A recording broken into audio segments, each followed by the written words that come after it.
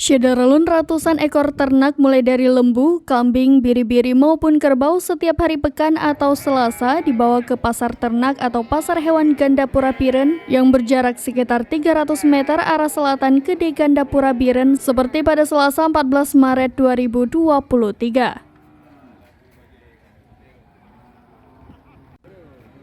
Pasar ternak tersebut salah satu pasar hewan terbesar di Aceh setelah pasar hewan di Idi Timur, Panton Labu, Gelumpang Payung Biren maupun pasar hewan Aceh Besar.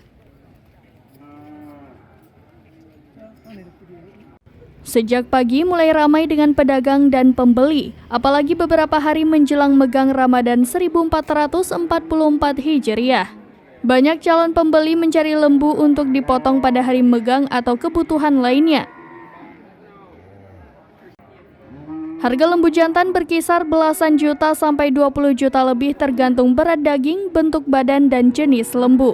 Kambing maupun biri-biri harganya mulai dari 1 juta rupiah sampai 3 juta rupiah lebih juga tergantung ukuran. Kebanyakan hewan ternak tersebut didatangkan dari luar Biren seperti Idi, Aceh Timur, dan Panton Labu serta Aceh Utara.